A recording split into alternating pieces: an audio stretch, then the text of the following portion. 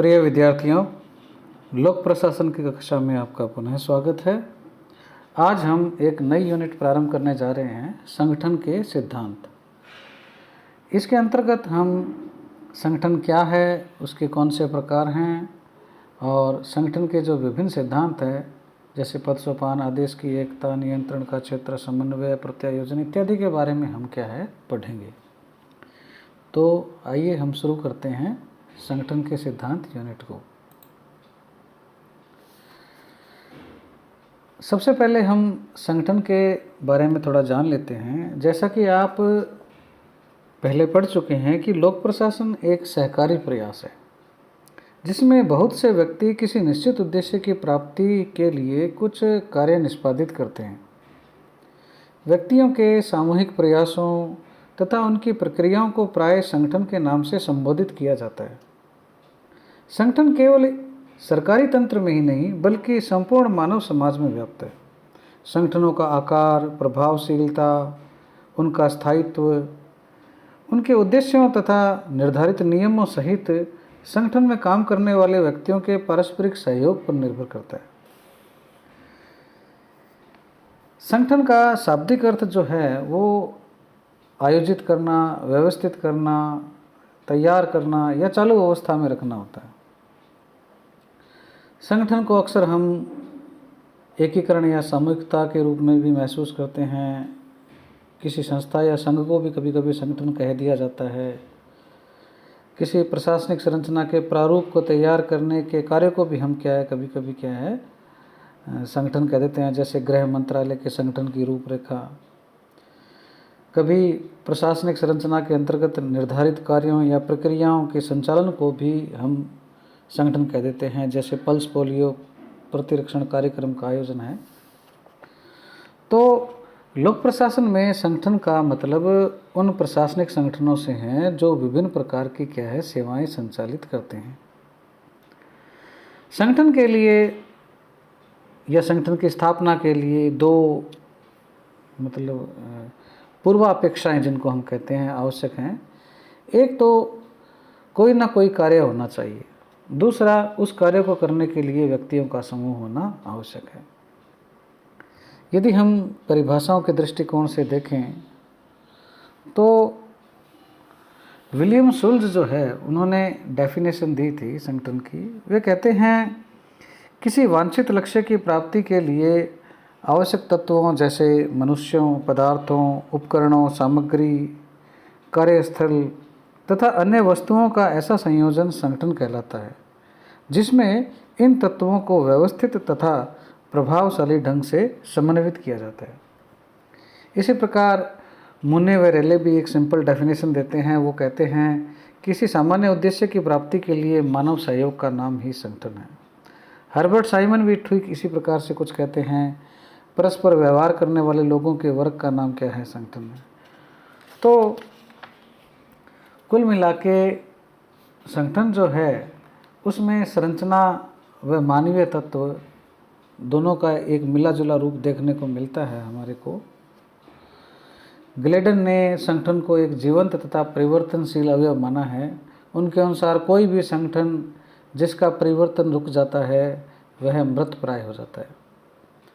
स्पष्ट रूप से हम कह सकते हैं कि संगठन मानवीय आवश्यकताओं के अनुरूप उत्पन्न होते हैं और परिवर्तित परिस्थितियों में संगठन भी बदलता रहता है। इसके पश्चात हम संगठन के आधारों के बारे में देखते हैं। किसी भी संगठन की आवश्यकता कार्य को निष्पादित करने के समय उत्पन्न होती है, अर्थात संगठन किसी न किसी कार्य को पूरा करने के लिए बनाए जाते हैं। बहुत से विद्वानों की मान्यता है कि संगठन का निर्माण दर्जी के काम के समान है, जो कपड़े से कोट बनाते समय काटो और सिलाई कर दो की रीति अपनाता है। इसी प्रकार संगठन बनते हैं। संगठन निर्माण तथा संचालन के क्रम में कार्य का विभाजन किया जाता है। इसी कार्य विभाजन को ध्यान में रखते हुए लूथर गुलिक ने संगठन निर्माण के 4 आधार बताए हैं, जिनको 4P के नाम से भी जाना जाता है। पर्पज अर्थात उद्देश्य, प्रोसेस अर्थात प्रक्रिया, पर्सन अर्थात व्यक्ति, प्लेस अर्थात स्थान, purpose, process, person and place, ये 4P हैं। इसको लुथर गुले का 4P सिद्धांत भी कहते हैं। उद्देश्य अर्थात कार्य विशेष जैसे शिक्षा, स्वास्थ्य, यातायात, कृषि इत्यादि के आधार पर क्या है, उद्देश्यों के आधार पर ये संगठन माने जाते हैं। इसी प्रकार प्रक्रिया के आधार पर बनने वाले संगठन जो हैं उनमें कौशल या विशेषीकरण होता है, जैसे सिविल इंजीनियरिंग तथा इलेक्ट्रिकल इंजीनियरिंग से संबंधित संगठन हैं। व्यक्ति जो है उसके आधारित जो संगठन है, व्यक्ति आधारित जो संगठन है, उसमें क्या है, सेवा के संचालन से संबंधित होते हैं, अर्थात इसमें लाभार्थियों को ध्यान में रखकर क्या है, संगठन बनाए जाते हैं। जैसे आदिवासी कल्याण है, बाल विकास है, महिला समृद्धि है तथा निःशक्त जनों की सुरक्षा से संबंधित संगठन है। इसी प्रकार स्थान या क्षेत्र आधारित संगठन भौगोलिक वितरण को दर्शाते हैं। जैसे रेलवे के क्षेत्रीय कार्यालय हैं, राज्य प्रशासन में जिला तथा तहसील है, ये इस प्रकार के क्या है, स्थान के आधार पर बने हुए संगठन हैं। संगठन 2 या 2 से अधिक व्यक्तियों द्वारा निश्चित उद्देश्य की प्राप्ति के लिए बनाए गए अंतर्व्यक्तिक संबंधों का समूह होता है। एक कुशल संगठन की स्थापना के लिए कुछ चीज़ें आवश्यक होती है। एक तो क्या है, उसमें लक्ष्य जो हैं वो बिल्कुल स्पष्ट होने चाहिए। काम जो है करने की जाने वाली जो क्रियाएं हैं उनमें भी क्या है, स्पष्ट विभाजन होना चाहिए। वर्गीकरण व समूहीकरण के बाद व्यक्तियों को क्या है, कार्य बांटा जाना चाहिए और उनकी नियुक्ति की जानी चाहिए।